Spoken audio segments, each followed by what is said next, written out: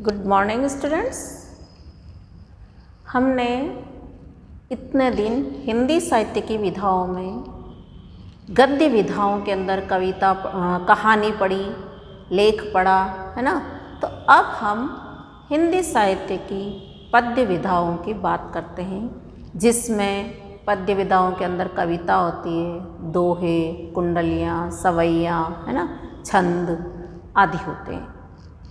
उन्हीं पद्य विधाओं के अंदर बेटा आज हम कुंडलियाँ पढ़ेंगे, ठीक है। अब बात आती है कुंडलियाँ होती क्या है। तो बच्चों, कुंडलियाँ एक विशिष्ट प्रकार की काव्य रचना होती है जिसमें 6 पंक्तियाँ होती है, 1, 2, 3, 4, 5 और 6। कुंडलियों में कितनी पंक्ति होती है? 6, जिन्हें चरण भी कहते हैं हम। इसमें प्रथम चरण का पहला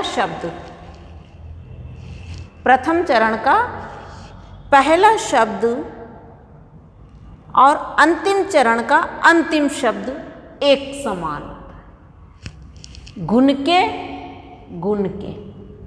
प्रथम चरण का पहला शब्द, अंतिम चरण का अंतिम शब्द एक समान होते हैं।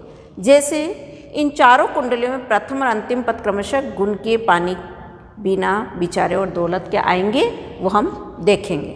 दूसरी विशेषता देखते हैं हमें कि चरण का बाद वाला आधा अंश तीसरे चरण का प्रथम अंश बन जाता है। इन सभी कुंडलियों को ध्यान से पढ़ेंगे तो यह बात समझ में आएगी कि इनमें पहली कुंडली में शब्द सुने सब कोई, बाकी तीसरे चरण में पुनरावृत्ति हुई है। वैसे ही अब हम दूसरा देखते हैं, गिरिधर की कुंडलियाँ। गिरिधर कौन है? कवि, है ना, लिखने वाले। तो गिरिधर कविराय, इनका जन्म 18वीं शताब्दी में हुआ था। इनका मूल नाम क्या था? हरिदास भाट या फिर ब्रह्मभट्ट। ऐसा अनुमान है कि गिरिधर पंजाब के रहने वाले हैं, किंतु बाद में इलाहाबाद के आसपास रहने लगे थे। इन्होंने अपना समस्त काव्य कुंडलियों में ही रचा है। इनकी कुंडलियों की भाषा पंजाबी और अवधी दोनों मिश्रित भाषा है। इनकी 500 से अधिक कुंडलियाँ गिरिधर कविराय ग्रंथावली में संकलित है, यानी इकट्ठी है, जिनमें से अधिकांश नीतिपरक कुंडलियाँ होती है, ठीक है। अब देखते हैं हम कुंडलियों के अंदर सबसे पहले जो गिरिधर की कुंडलियाँ हैं वो किस पर आधारित है? नीति पे, है ना, हमारे नीति पर कुंडलियाँ हैं। तो पाठ 15 गिरिधर की कुंडलियाँ हम पढ़ते हैं। पठन से पूर्व देखिए, मानव जीवन अनंत काल के लिए नहीं, यानी हमारा जो मनुष्य जीवन है वो अनंत कालों के लिए नहीं है। हमारा मनुष्य जीवन बहुत ही मुश्किल से मिला है, और मनुष्य ही एक ऐसा प्राणी है जिसको ईश्वर ने बुद्धि दी है, समझ दी है। वो अपने बुद्धि और समझ से ही सारा कार्य कर सकता है। इसके अलावा किसी भी प्राणी के पास बुद्धि और समझ नहीं होती। इसलिए जीवन को व्यर्थ की बातों में नहीं गंवाना चाहिए। मनुष्य को इस मनुष्य जन्म का उपयोग करना चाहिए, क्योंकि मनुष्य जन्म बार बार नहीं मिलता है। इसलिए इनको बेकार में, फालतू की बातों में इसको बेकार नहीं गंवाना चाहिए। जगत में केवल मनुष्य ही ऐसा प्राणी है जिसे सोच समझकर कार्य करने की बुद्धि दी गई है। समस्त गुणों से युक्त बनाया गया है। बुद्धि का प्रयोग सकारात्मक कार्यों तथा परोपकार हेतु किया जाना चाहिए। मनुष्य को बुद्धि दी है तो हमें अपनी बुद्धि का प्रयोग किस में करना चाहिए? सकारात्मक कार्यों और परोपकार के लिए करना चाहिए। समाज कल्याण हेतु सदैव हमें तैयार रहना चाहिए, ठीक है। अब देखते हैं, प्रस्तुत पाठ में गिरिधर कविराय की 4 प्रसिद्ध कुंडलियाँ दी गई है, जिनमें कविवर ने अपने जीवन में अनुभूत कुछ व्यावहारिक बातें मानव समाज के हित के लिए बताई। व्यक्ति सद्गुणों के बिना सम्मान एवं आदर का पात्र नहीं होता। इंसान भी है, लेकिन अगर उसमें सद्गुण नहीं होंगे तो वो कहीं पे भी सम्मान नहीं पा सकता है, आदर नहीं मिलेगा उसको। अतः प्रत्येक व्यक्ति का कर्तव्य है कि वह अपने भीतर सद्गुणों का समावेश करे, अपने अंदर अच्छे गुणों को लाए। प्रत्येक कार्य को भली भांति सोच समझकर करना चाहिए। यूँ नहीं कि बिना सोचे समझे जल्दीबाजी में हमने जैसा कहा वैसा कर दिया। नहीं बच्चों, हमें हर कार्य सोच समझकर करना चाहिए, नहीं तो बाद में हमें पछताना पड़ता है। और मन में कभी भी अहंकार भाव नहीं पालना चाहिए। यदि मनुष्य उन्नति के मार्ग पर है और अच्छे पद पर है, प्रतिष्ठित पद पर है, तो भी व्यक्ति को कभी भी अपने अंदर अहंकार की भावना पैदा नहीं करनी चाहिए। ओके, अब हम कुंडलियाँ पढ़ते जाएंगे। देखिए, गुण के गाहक सहस नर, बिन गुण लहे न कोय, जैसे कागा कोकिला, शब्द सुने सब कोय। शब्द सुने सब कोय, कोकिला सबे सुहावन, दो को एक रंग, काग सब भये अपावन। कह गिरिधर कविराय, सुनो हो ठाकुर मन के, बिन गुण लहे न कोय, सहस नर गाहक गुण के। पानी बाढ़े नाव में, घर में बाढ़े दाम, दो हाथ उलीचिए, यही सयानो काम। यही सयानो काम, राम को सुमिरन कीजय, पर स्वार्थ के काज, शीश आगे धर दीजिए। कह गिरिधर कविराय, बड़न की याही बानी, चलिए चाल सुचार, राखिए अपनो पानी। बिना विचारे जो करे, सो पाछे पछताए, काम बिगाड़े आपनो, जग में होत हंसाए। जग में होत हंसाए, चित्त में चैन न पावे, खान पान सन्मान, राग रंग मन ही न भावे। कह गिरिधर कविराय, दुख कछु टरत न टारे, खटकत है जी माही, क्यों जो बिना विचारे। दौलत पायन कीजिए, सपने हों अभिमान, चंचल जल दिन चारि को, ठाउ न रहत निदान। ठाउ न रहत निदान, जियत जग में जस लीजई, मीठे वचन सुनाए, विनय सबई की कीजिए। कह गिरिधर कविराय, अरे ये सब गट तौलत, पाहुन निस दिन चारी, रहत सबई के दौलत। ठीक है ना, यह तो हमने कुंडलियाँ पढ़ी हैं। अब बच्चों, आपको ये बताया, एक तो इसमें ये आया है आपके कि गुण के गाहक सहस नर, है ना।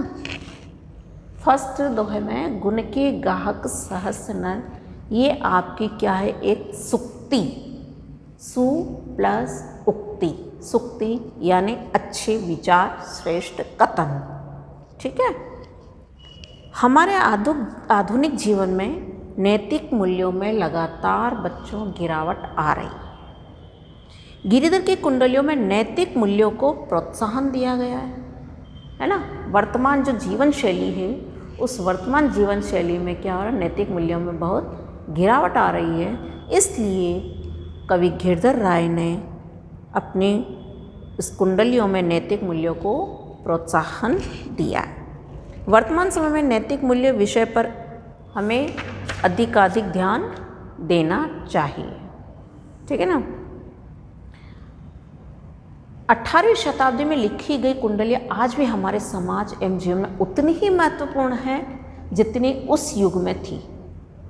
आज भी कोयल सबके लिए सुहावन है, सबको कोयल अच्छी लगती है, कौवा अच्छा नहीं लगता है। रंग दोनों का एक है, लेकिन गुण के कारण कोयल पूजी जाती है और कौवा दुत्कारा जाता है ना।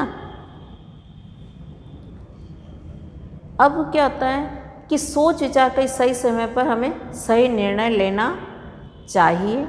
आज के प्रतिस्पर्धा भरे युग में सफल हो सकता है। जो मनुष्य सोच विचार के काम करेगा वही मनुष्य इस प्रतिस्पर्धा में आगे बढ़ सकता है। ऐसा ना हो कि हम जल्दबाजी में कोई काम कर लें और आगे हमें पछताना पड़े।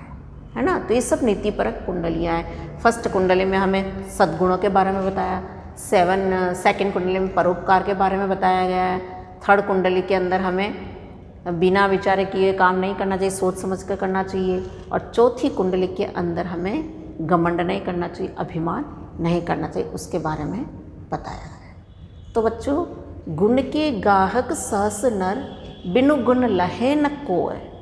गुण के गाहक सरस नर, गुण मतलब गुण, है ना। गुण मतलब गुण के ग्राहक, गाहक मतलब ग्राहक, सहस नर, हजारों लोग होते हैं, गुणों को तो हजारों लोग लेना चाहते हैं। बिनु गुण लहे न कोय, और जिसमें कोई गुण नहीं होता है उनको कोई भी प्राप्त करना नहीं चाहता है। जैसे कागा कोकिला शब्द सुने सब कोय, जिस प्रकार कौवे और कोयल के शब्द मतलब शब्द, आवाज़, जिस प्रकार कौवे और कोयल की आवाज़ सब लोग सुनते हैं, हर कोई सुनता है, लेकिन शब्द सुने सब कोय, कोकिला सबे सुहान। शब्द तो सब सुनते हैं, उन शब्दों को सुनने पर कोयल की आवाज़, कोयल का शब्द सबको सुहावना लगता है। दो को एक रंग, काग सब भय अपावन, और दोनों का रंग चाहे एक है ना, रंग दोनों का एक है, लेकिन कोयल अपनी आवाज़, अपनी वाणी के कारण पवित्र मानी जाती है, और कौवा अपनी वाणी के कारण अपवित्र माना गया है। कह गिरिधर कविराय, सुनो हो ठाकुर मन के, बिन गुण लहे न कोय, सहस नर गाहक गुण के। इसलिए कवि गिरिधर राय यही कह रहे हैं कि सब लोग अपने मन की आवाज़ सुनो, कि बिना गुण वाले को कोई भी नहीं लेना चाहता, यानी इस संसार में गुणों को ही पूजा जाता है। कहने का मतलब क्या है कि जो गुणवान व्यक्ति होता है वह सब जगह आदर पाता है, और बिना गुण वाला कोई भी किसी को भी अच्छा नहीं लगता है। ठीक है ना। कौवे और कोयल का उदाहरण गुणों को धारण करने पर ही दिया गया है, कि कोयल सबको अपने गुण के कारण अच्छी लगती है, और कोयल अपने गुण के कारण सबको अच्छी लगती है, और कौवा अपने अवगुणों के कारण, अपने कर्कश वाणी के कारण किसी को भी अच्छा नहीं लगता है। ठीक है ना। फिर है आपका दूसरा, यानी कि इस संसार में चारों तरफ गुण का ही महत्व है। कहने का मतलब क्या है कि इस दुनिया में चारों तरफ गुणों का ही महत्व है, गुण इनको कोई नहीं चाहता है। जैसे कौवे और कोयल की आवाज़ सभी सुनते हैं, पर कोयल सबको सुहाती है और कौवा किसी को ही नहीं सुहाता है। ठीक है ना। तो व्यक्ति सदैव वेशभूषा, रूप, रंग, आकार से नहीं पूजा जाता है, वो अपने गुणों से पूजा जाता है।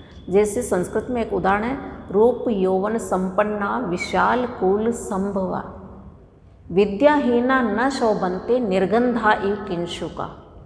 रूप यौवन संपन्न, और रूप और यौवन से तो संपन्न है, ऊंचे कुल में पैदा भी हुआ है, लेकिन उसके अंदर विद्या नहीं है, यानी गुण नहीं है, तो वो कैसा लग रहा है, जैसे एक टेसू का फूल हो, यानी अवगुण है, उसमें कोई गुण ही नहीं है विद्या का, तो वो पूजा नहीं चाहता है ना। नंबर सेकंड, पानी बाड़े नाव में घर में बाड़े दाम, दो हाथ उलीचिए यही सयानो काम। कवि कहते हैं कि घर में धन आने पर तथा नाव में पानी भरने पर, पानी बाड़े नाव में, घर में बाड़े धाम।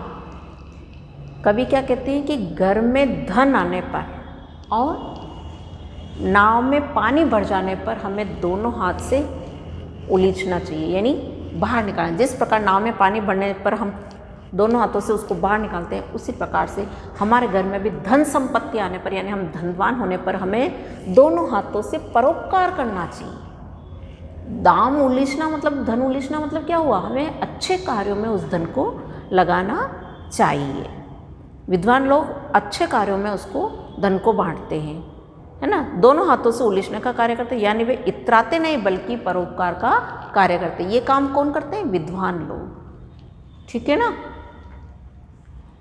फिर यही सयानो काम राम को सुमिरन कीजिए। और सयानो क्या मैंने अच्छा कार्य कौन सा है कि राम को याद करना, ईश्वर को याद करना, अच्छे कार्य करना।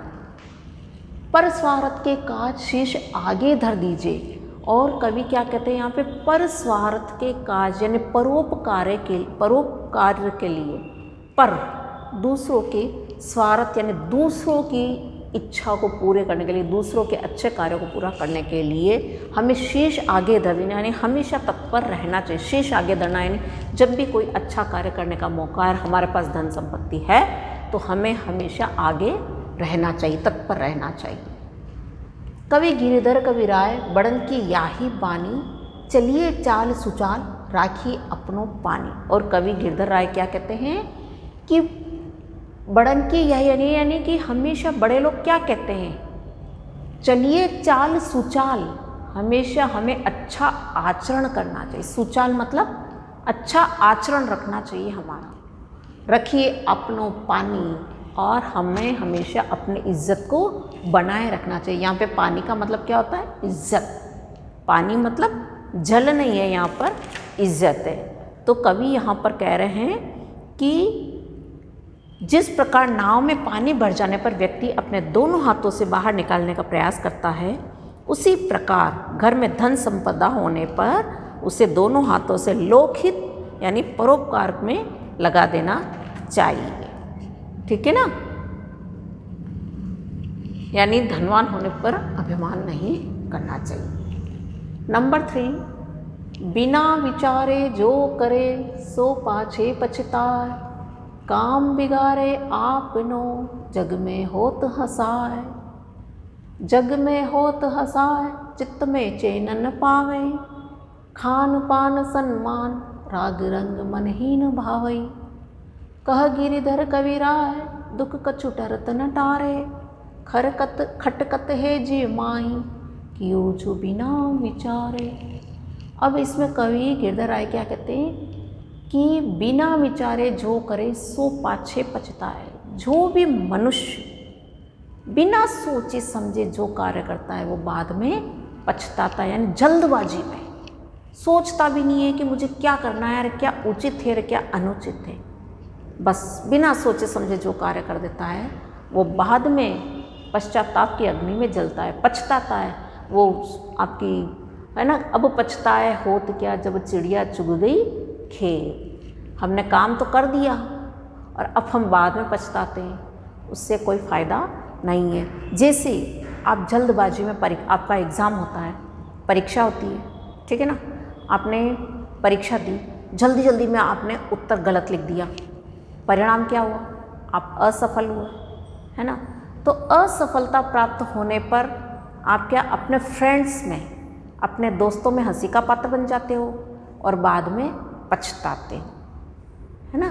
तो बच्चों, कभी भी हमें जल्दबाजी में कोई कार्य नहीं करना चाहिए, हमें हमेशा सोच विचार कर कार्य करना चाहिए, है ना।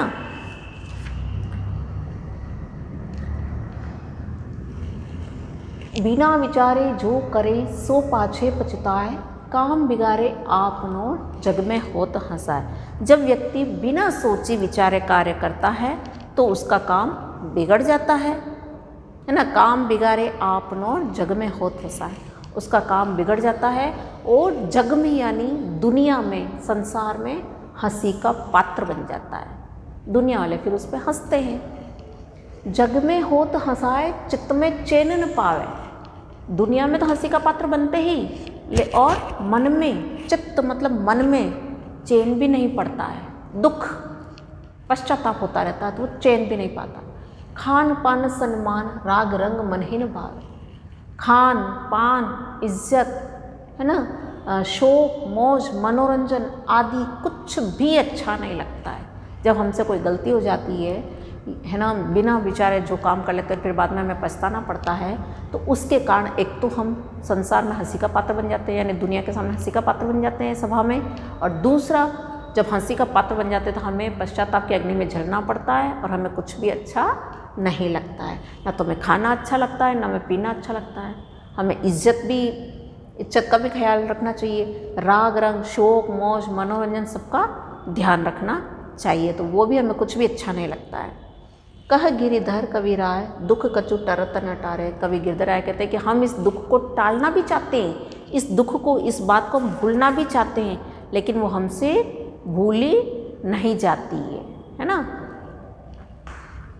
खटकत है जे माए कियो जो बिना विचार। और बार बार हमारे दिमाग में वही बात खटकती रहती है कि मैंने ऐसा कार्य क्यों किया, आखिर मैंने ऐसा कार्य किया तो किया क्यों जिससे मुझे पछताना पड़ रहा है और मुझे कुछ भी अच्छा नहीं लग रहा है। तो बच्चों, कहने का मतलब यही है, हमें बिना सोचे समझे कोई भी कार्य नहीं करना चाहिए। हमेशा कोई भी कार्य करो सोच विचार करके करो, ताकि हम जीवन में सफल भी हो पाए। हमें उसका परिणाम भी जान लेना चाहिए कि क्या मैं एक कदम उठाऊंगा या मैं इस कार्य करूंगा तो उसका परिणाम अच्छा होगा या नहीं, तो हमें आगे का भी सोच के जल्दबाजी नहीं करनी चाहिए, है ना। कोई भी काम करो सोच विचार कर करो। यानी कि जग में हंसी होने पर व्यक्ति के हृदय में चैन नहीं मिलता है, चित्त में चैन न पावे, व्यक्ति के हृदय को चैन नहीं मिलता है। फिर चाहे कितनी ही अच्छा खान पान दे दो उसको, कितना ही सम्मान दे दो, कितना ही प्रेम क्यों न कर लो, उसे कुछ भी अच्छा नहीं लगता है। ठीक है। नंबर 4, दौलत पायन कीजिए सपने हो अभिमान। चंचल जल दिन चार को ठाउ न रहत निदान। ठाठ न रहत निदान जियत जग में जस लीजे। मीठे वचन सुनाए विनय समय के कीजे। कह गिरिधर कविराय अरे ये सब गट दौलत। पाउन निस दिन चारे रहत सबई के दौलत।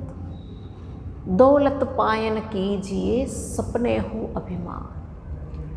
बच्चों, धन संपत्ति कभी भी टिक कर नहीं रहती। लक्ष्मी क्या है? चंचल है ना। जिस प्रकार मैंने आपको संस्कृत में भी बताया था, सुख और दुख पहिए की तरह होते हैं। जीवन में सुख भी आता है तो दुख भी आता है। उसी प्रकार धनी भी होते हैं तो निर्धन भी होते हैं, यानी अच्छे दिन भी आते हैं तो बुरे दिन भी आते हैं। हमें समस्याओं से हर समय सामना करना चाहिए, एक जैसी स्थिति बनाए रखनी चाहिए। तो दौलत पायन कीजिए सपने हो अभिमान। जब व्यक्ति के पास धन संपत्ति हो जाती है तो पाए मतलब खुद के पास धन संपत्ति हो जाती है, तब सपने हो अभिमान नहीं कीजिए। यानी एक कभी अभिमान की बात सोचना भी मत। और अभिमान यानी वास्तविकता तो दूर की बात, तुम सपने में भी कभी अभिमान मत करना। आपके पास यदि धन संपत्ति आ जाए तो बच्चों कभी भी सपने में भी अभिमान करने की बात नहीं सोचनी चाहिए। चंचल जल दिन चारि को ठाउ न रहत निदान। चंचल जल दिन चारि को, यानी जल क्या है? चंचल होता है, वो कभी भी स्थिर नहीं रहता है, वो बहता ही रहता है। तो चंचल जल दिन चारि को, जिस प्रकार जल थोड़े टाइम तक ठहर सकता है फिर वापस बहकर चला जाता है। ठाउ न रहत निदान, वो कभी भी रुक नहीं सकता है, वो रास्ता पाकर निकल जाए। उसी प्रकार से लक्ष्मी हमेशा चंचल होती है, वो कभी भी स्थिर नहीं रहती है। वो 4 दिन की मेहमान होती है, फिर वापस 4 दिन की चांदनी, फिर अंधेरी रात। ठाउ न रहत निदान जियत जग में जस लीजिए। अब कवि क्या कहता है यहाँ पर? ठाउ न रहत निदान। कवि कहता है कि दौलत आ जाने पर व्यक्ति को कभी सपने में भी अभिमान नहीं करना चाहिए, क्योंकि ये बहते हुए चंचल जल के समान है, जो थोड़े समय के लिए ही रहती है, कभी स्थिर नहीं है। ठीक है। फिर कहते हैं इसमें कि मेहमान की तरह होती है ये लक्ष्मी, कभी स्थिर होती नहीं है। अतः मनुष्य के हृदय में हमारे प्रति कितना प्रेम और अपनत्व है, हमें इसको देख लेना चाहिए। ठाउ न रहत निदान जियत जग में जस लीजिए। क्यों? इसलिए ये हमारे कभी भी लक्ष्मी स्थिर नहीं रहती, इसलिए उस लक्ष्मी से अच्छा कार्य करके जियत जग में जस लीजिए, इस संसार में यश का काम करिए, यश प्राप्त करिए। मीठे वचन सुनाए विनय सबई की कीजिए। इसलिए कवि गिरधराय जी कहते हैं कि हमेशा सबसे मीठी वाणी बोलो, सबको मीठे वचन सुनाओ, विनय सबई की कीजिए और सबसे विनम्रता का भाव रखिए। कह गिरिधर कबीराय अरे सब गट तौलत, पाहू निस दिन चारे रहत सबई की दौलत। इसलिए कवि गिरिधर राय जी क्या कहते हैं कि यह तो सिर्फ 4 दिन की मेहमान है, फिर क्या होती है, ये गटने लग जाती है ना। 4 दिन की मेहमान है, फिर ये गटने लग जाती है। इसलिए कभी भी अभिमान नहीं करना चाहिए। पाहुन यानी मेहमान, मानव हृदय में कितना प्रेम एवं अपनत्व है, इसे पता कर लेना चाहिए। कह गिरिधर कबीराय अरे सब गट दौलत। इसलिए कवि कहता है कि मनुष्य के हृदय में कितना प्रेम है हमारे प्रति, उसका हमें पता कर लेना चाहिए। पाहुन इस दिन चारी रहत सबई के दौलत, क्योंकि यह तो एक मेहमान की तरह है। मनुष्य धन पे घमंड तो कर लेता है, लेकिन इंसान से प्रेम नहीं करता है। इसलिए मनुष्य को अपने बारे में पता कर लाना चाहिए कि वो धनवान मनुष्य हमसे कितना प्रेम कर रहा है, उसके हृदय में हमारे प्रति कितना प्रेम है, हमें ये पता कर लेना चाहिए। क्योंकि लक्ष्मी तो क्या है, आज है और कल नहीं है, ये सिर्फ एक बहते पानी की तरह है। तो दौलत पाए न कीजिए सपने अभिमान, यानी कि कभी भी हमारे पास पैसा आ जाए, धनवान होने पर भी मनुष्य को कभी भी सपने में भी अभिमान नहीं करना चाहिए।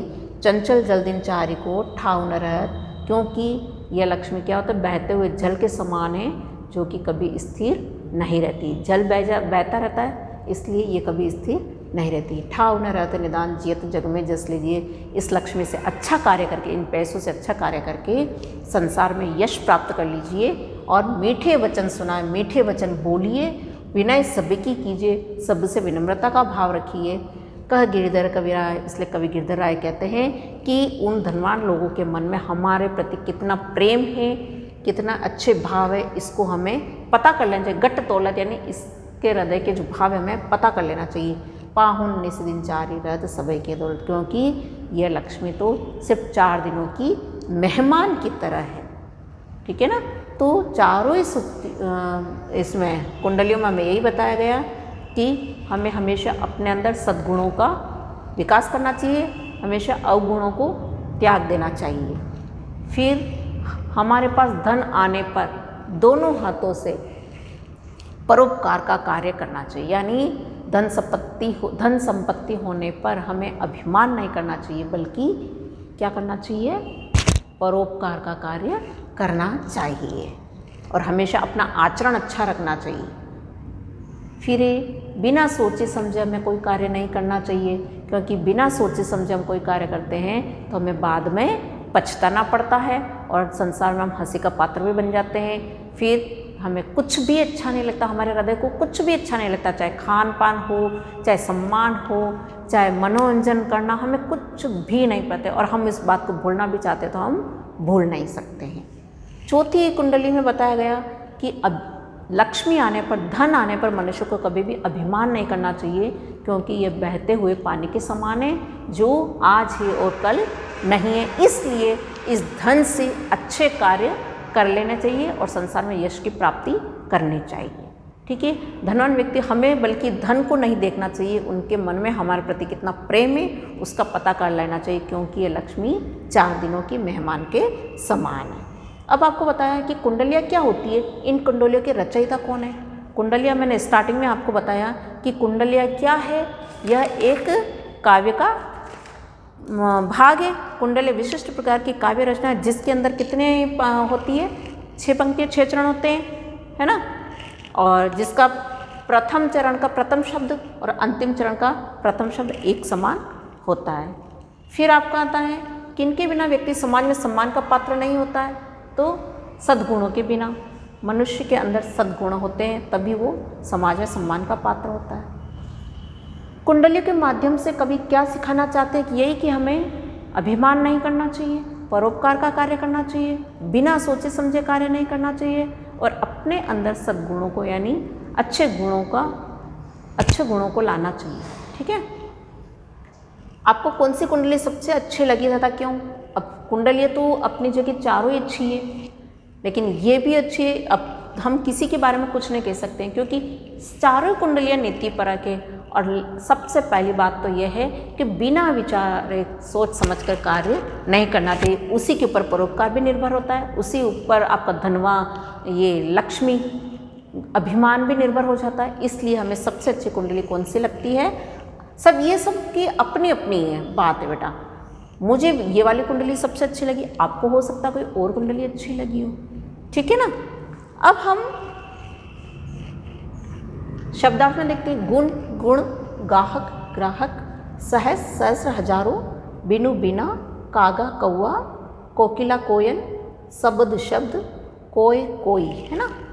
सबई, सभी, सुहावन, अच्छी, सुहावनी लगती, अपावन, अपवित्र, लहे, लेता है, सयानो, काम, अच्छा काम, बुद्धिमानी का काम, उलिचना, उड़ेलना, ठीक है ना, बाहर निकालना, सुमिरन, स्मरण, याद करना, परस्वारथ, परोपकार की बात, शीश आगे धर दीजिए, यानी स्वयं आगे बढ़कर काम करना, सुचाल, अच्छा चाल चलन, अच्छा आचरण, रखिए अपनों पानी, अपना सम्मान बनाकर रखिए, इज्जत बनाकर रखिए, जग में हो तो हंसा है, दुनिया में हंसी का पात्र बन जाता है, ठीक है।